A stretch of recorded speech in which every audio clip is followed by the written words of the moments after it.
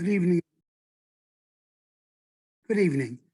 Welcome to Congregation KINS Zoom Parsha for Wednesday evening, Parshat Vayechi.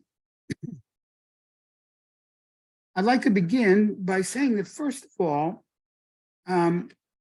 we're going to talk about two recognized Jewish virtues. One is the virtue of emet. The other is the virtue of shalom. These virtues, human virtues, are so beloved to the Jewish people that they are actually associated with two of our greatest leaders, Moshe Rabbeinu, who was indeed the greatest of our leaders, and his brother Aharon.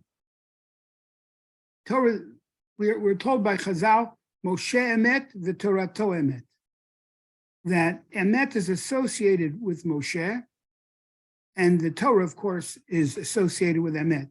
And emet and Moshe Rabbeinu are accepted as one. Moshe emet v'Torato emet. The second virtue, which the Jewish people holds dear, is that of shalom. Shalom is associated not with Moshe, of course, but associated most with his brother Aharon. Right? Hevumi talmidav shel Aharon. Be among those who are numbered among the students of Aharon. Ohev shalom, he loved shalom. Verodev shalom, he pursued peace. Ohevet habriot u'karvana Torah. Actually, just parenthetically, while we're talking about shalom and we're talking about Aharon, it's very beautiful to see how the Mishnah itself is worded. The Mishnah is worded, Hevu means to me, you shall be. Make yourself like Aaron's Talmidim. Now, by the way, Aharon was not noted as a student. He said very few things. Teachers are usually noted for doing what I'm doing all the time, all right, talking. But we find very few interactions with Aharon. We have them in the Torah. So what kind of a teacher was he? He taught by example. That Aharon taught by example, and the it's in Pirkei Avot, by the way. That particular Mishnah is in Pirkei Avot, and in Avot Rabbi Nathan, it gives us some examples of how Aharon would go out of his way to ensure peace between two people. One was if he saw two people fighting that were, up until now, they were really friends, but all of a sudden now something has come between them, whatever it is. So the Avot Rabbi Nathan says that Aharon would go to one person and say, Reuven, got to tell you, Shimon really wants to make up with you, but he doesn't know how. He's worried that you're going to be angry with him forever. So Reuven would hear, oh my goodness, Shimon wants to be friends. He doesn't do anything yet. Then Aharon goes to Shimon. Say, Shimon, Reuven, I know for a fact that Reuven really wants to make up with you. So why don't you, the two of you, try to work it out together? And then, of course, that's what the Mishnah says, how they came together. But there is something that's interesting about the Mishnah, among other things. He really lied. Neither of the two men initiated any form of attempt to be peaceful. Neither of them did. At least according to this rendition of understanding of Aharon in the Mishnah, that he went to each of them. Otherwise, they'd have been enemies forever. So notice that here we have a little bit of what Rabbi Jonathan B. Sachs calls, I don't think he does, he calls this particular example, but he calls it the white lie. The white lie is a lie, when in its negative sense, it's a lie that nobody gets terribly hurt, but but it's a lie. This isn't really the standard understanding of a white lie. It is a lie which not only doesn't really injure people, but it's done precisely to bring a person or people together for their own benefit, and not for the benefit of the person who's telling the lie. We'll see what that means in a little bit. Now, these are the two virtues. Moshe Rabbeinu, Moshe Emet v'Torato Emet. Aaron, Ohev Shalom v'Rodev Shalom. Aaron loved peace. Most of us love peace. Is there anybody who says, no, I don't like peace? Everybody loves it. The difference between Aaron and most of us is Rodev Shalom. He couldn't rest when he saw that there was that people, or that there was a lack of harmony within the community between people. So he was a Rodev Shalom. And then, what does it say? Ohev et habriot. He loved people. And loved people. That's what Aaron did. And then, once he was in Ohev et habriot, then and only then could he bring people closer to Torah, or Korban Torah. That's what I'd like to say concerning teachers. The primary requisite, I mean, there are a number of requisites for a Torah teacher. And if we're missing some of them, then to the degree that we're missing some of the requisites to be a Torah teacher, that's the degree that we may not be successful in what we're doing.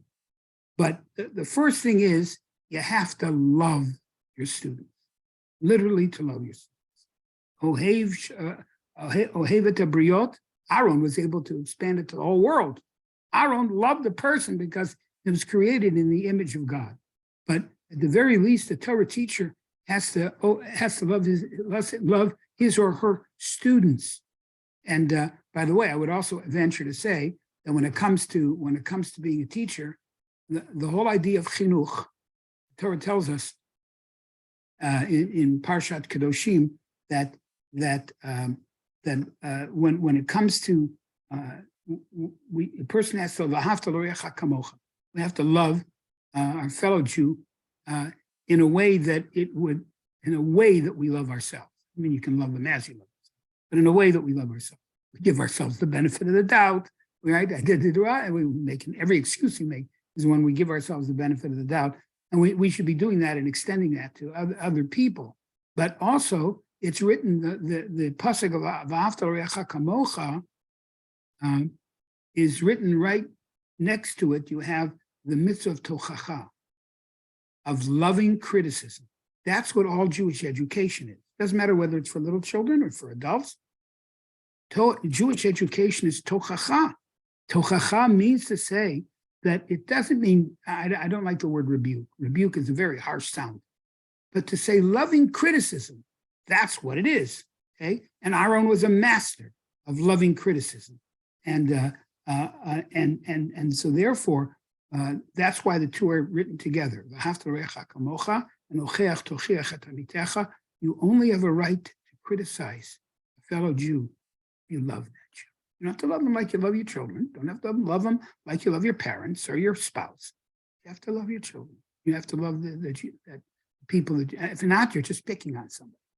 So you have to ask yourself, do I love this person? At some level, answer yes. So then I can say to them, maybe I wouldn't rely so much on that hechsher, whatever it is that you have to say. I don't want to get too much into picayune things, but that's the idea. So we have Moshe is emes, Aaron is ahava and shalom, ohev shalom, rodev shalom. And when you have that, then you can bring people to Torah. That's what happens.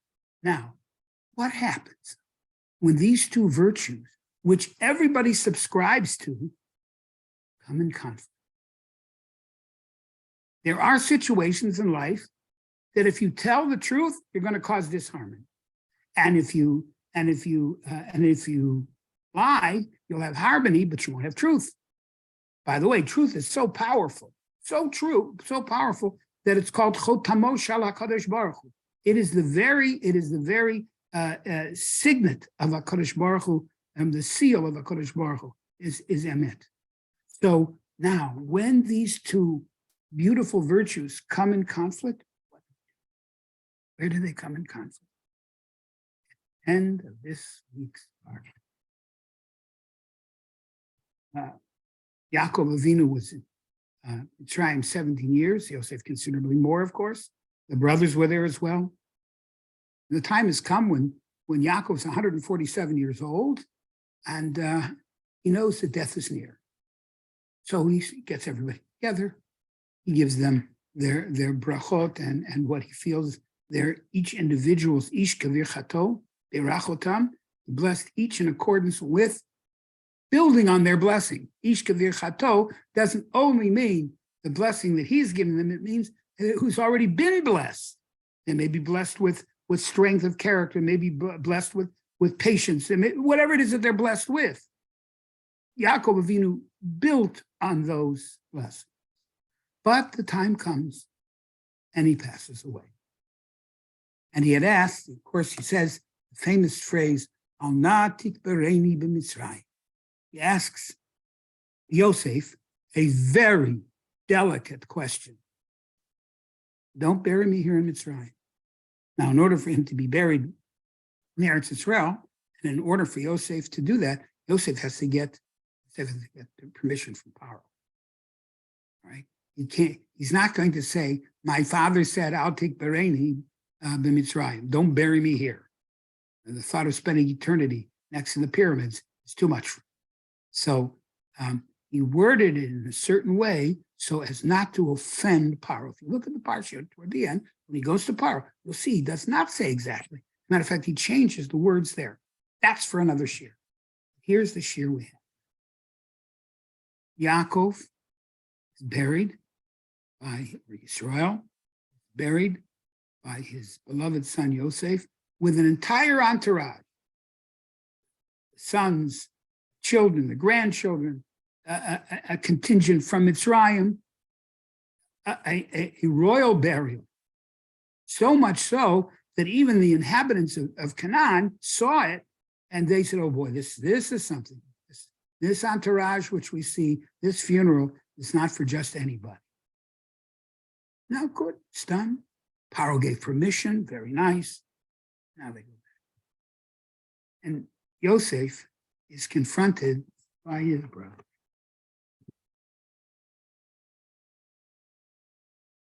I'm going to read to you actually a little bit of what I wrote many years ago. I'm going to start 20 years ago.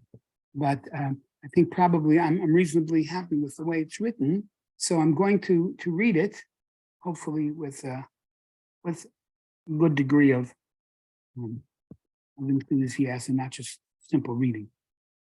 The passing of Yaakov arouses fears within the brothers, fears that had been dormant for 17 years. From the moment of Yosef's revelation until the death of Yaakov, they have no indication of ill intent in Yosef's part. You can see, I mean, from the point where he reveals himself.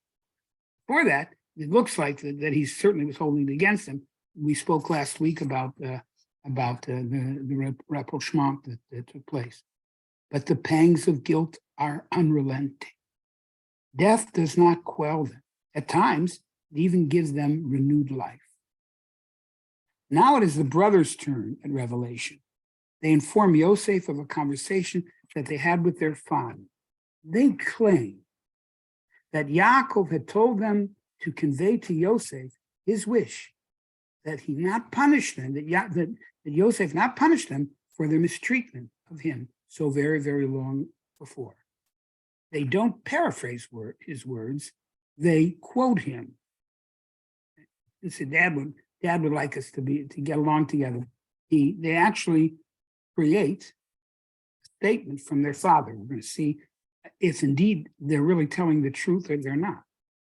But did that conversation ever take place? If this was Yaakov's will, why did he not express it directly to Yosef? He doesn't know. Is their story a fabrication? If it is, what was their real motivation? Was their motivation peace and harmony, or was it fear of Yosef's wrath?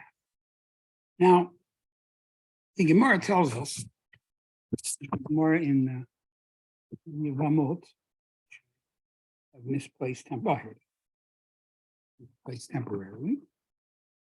The Gemara on Daf Samachei Bet makes the following observation.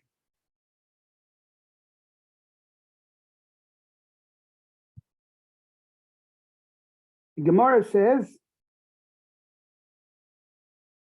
Amr Rabbi Law, B'Shum Rabbi Elazar, B'Reb Shimon, mutar lo la'adam l'shanot hadavar b'dvar shalom.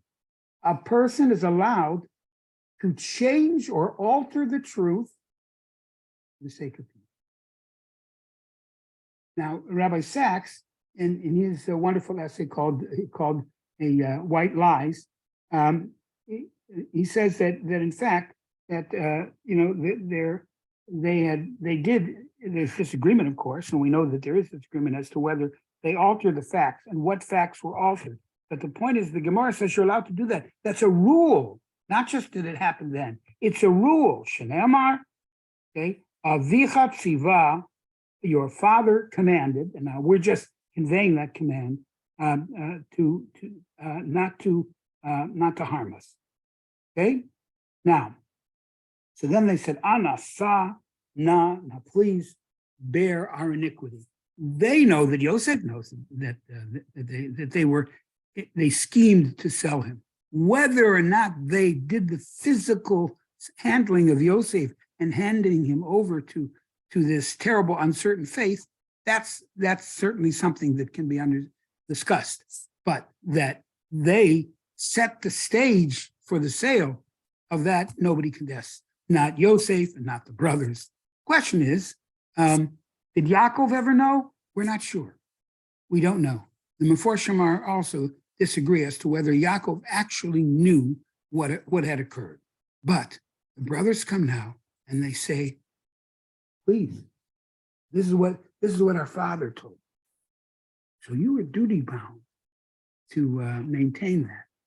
And then the Gemara, though, says a strange thing.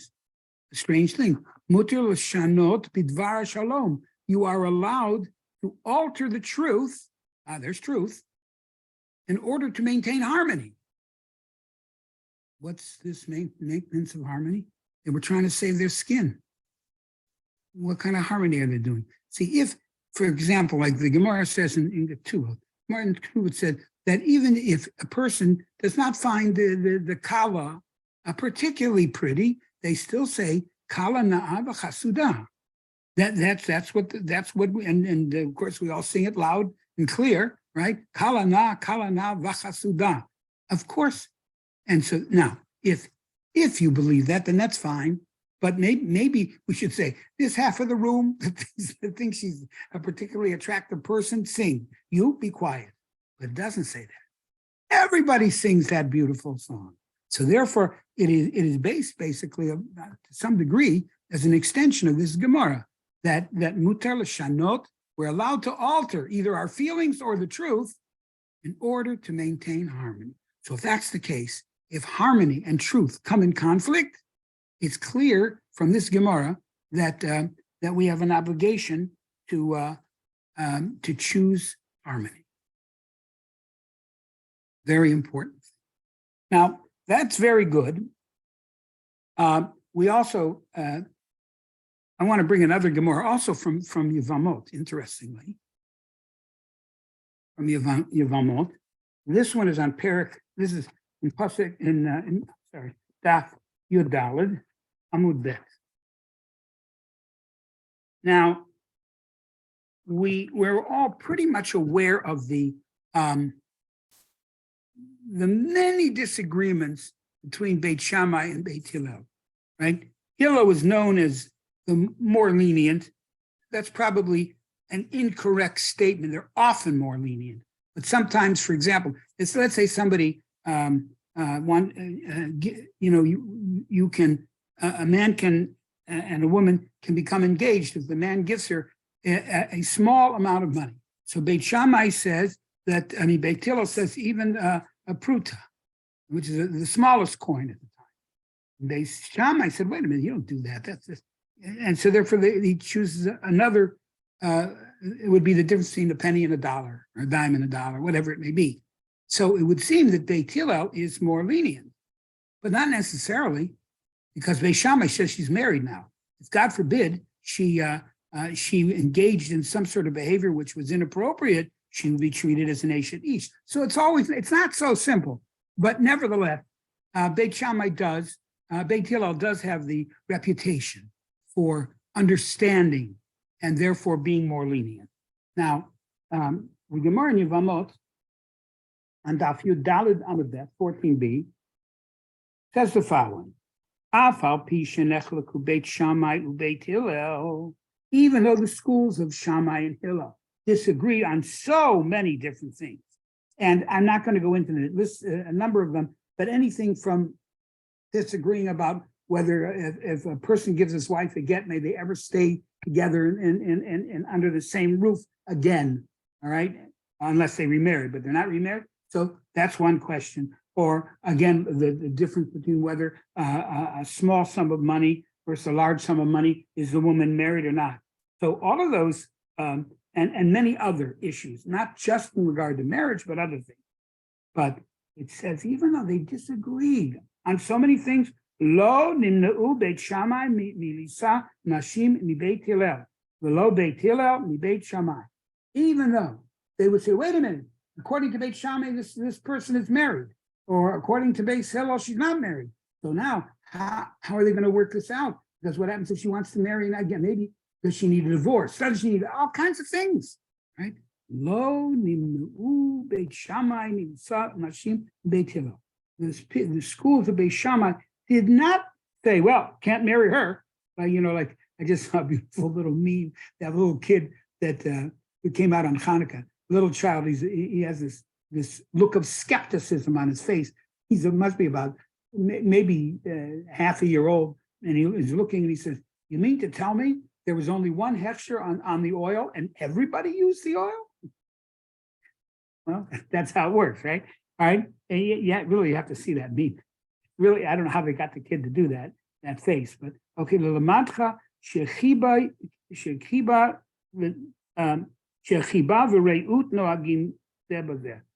They differed. And what did they differ on? They differed on the truth. Beit Shammai said the truth is she's married. And Beit Hillel said the truth is she's not married. The truth is they are divorced. The truth is they're not divorced. They disagreed on truth. Nevertheless, they still married each other. Of course, they wanted to make sure that everything was okay, but they didn't say, Beit Shammai, Beit Hillel. No, they weren't the Hatfields and the McCoys. They were Hillel and Shammai and their schools that came from them. So therefore it says, Noagim Zebazeh, they had covered and by the way, notice Chiba, love and re'ut and endearment. Okay, Noagim Zebazeh. The Kayem Mashenemar, this is the key operative pasuk. Ha'emet, ha'shalom, yahavu. Love, both truth and peace. Beit Shammai were the heirs, shall we say, to the both of them saw truth, but Beit Shammai put truth as the highest of all ideals, and Beit Hillel put shalom at the highest of all ideals. But they loved each other. They realized each of them was in pursuit of truth, would not abandon the idea of harmony. Where did this all begin? It began here in our parsha. So let's just take the last couple of minutes here to see how it came about. The brothers come to Yosef, say to him, again, they say that, our father, notice the Torah tells us the following, by Savuel Yosef, they commanded Yosef, meaning they said, we are now conveying to you an official order from Abba Alav Yisrael, okay? And he told us before he died, this is what you shall, that quote, absolute quote, not paraphrase, quote, this is quite a lie, all right. According to those who say Yaakov never said it, here's what you should tell Yosef. Ana sana pesha. Notice, even if they're making this up, they know that what they did to him wasn't just a hate, it wasn't b'shogeg, pesha, it was an intentional harm. So they're saying about themselves, putting the words in their father's mouth, but they know what they did. By now they do know what they did. Okay? I know that they did terrible things to you.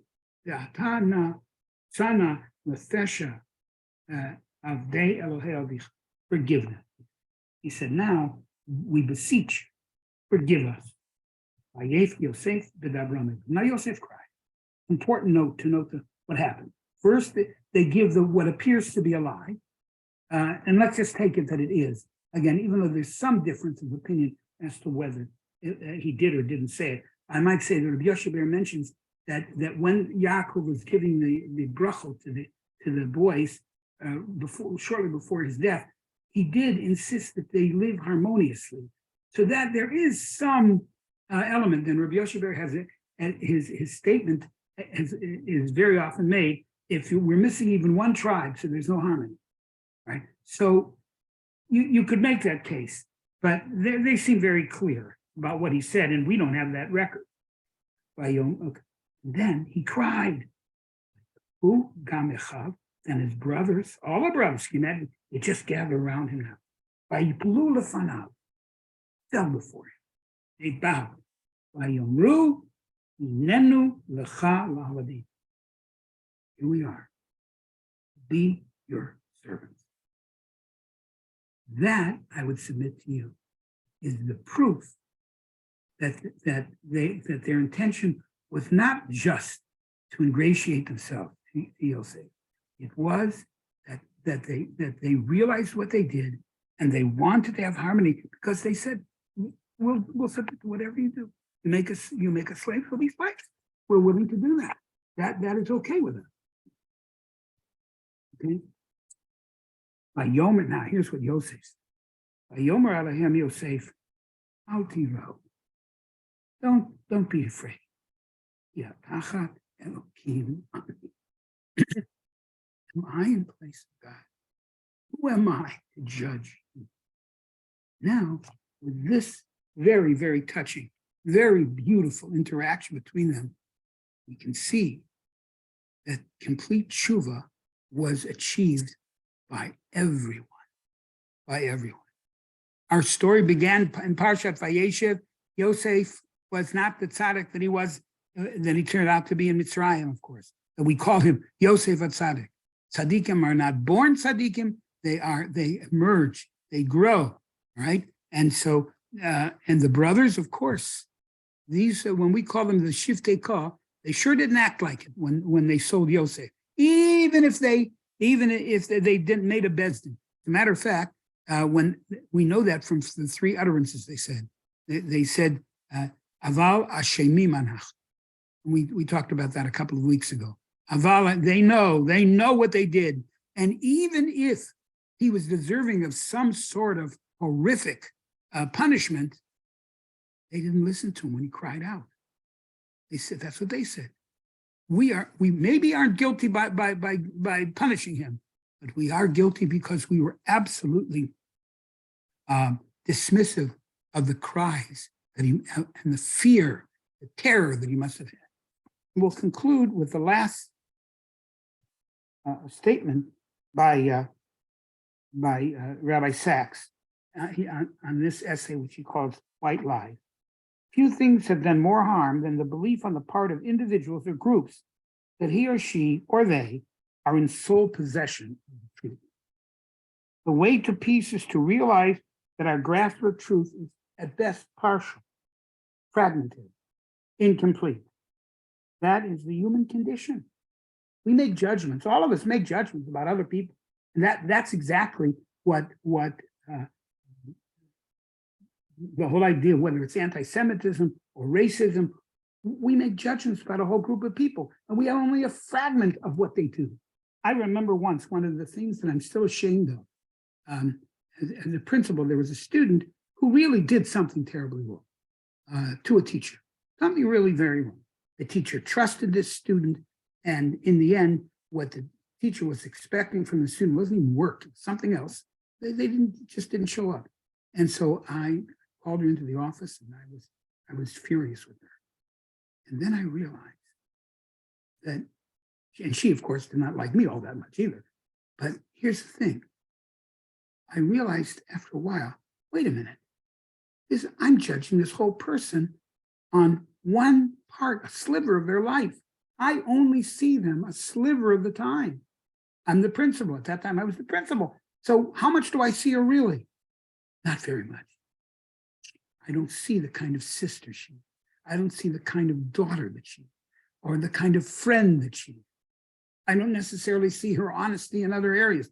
Made my decision based upon one thing. She doesn't see what kind of father I am, or what kind of friend I am, or a son that I want. Okay, she didn't see it either. So that's so important. That truth is the best fragment. Include now, that is Judaism's considered judgment. That truth matters, but peace matters more. So to answer our original question is what happens when these two great virtues come in conflict with each other? We try to resolve them without abandoning them. We don't want to abandon them, either one of them. But on the other hand, when push comes to shove, if we do our very best, we can usually find harmonious resolution of the situation. So let us hope and pray that, and of course we have to work at that, not just hope and pray, work that both peace and harmony will reside between us, among us, in Eretz Israel, and for Jews throughout the world. Okay, everyone, have a wonderful Shabbos. Thank you for coming, and it's a pleasure to see you. Thank you so much. It was always You're welcome, fantastic. everyone. Have a good Thank you. Shabbos. Yeah. Thank you. Bye-bye, everyone. Shabbat shalom. Okay, thank you, Michael. Have a good Shabbos. Good Shabbos. Thank you, and Shabbat Shalom. Shabbat shalom Barach.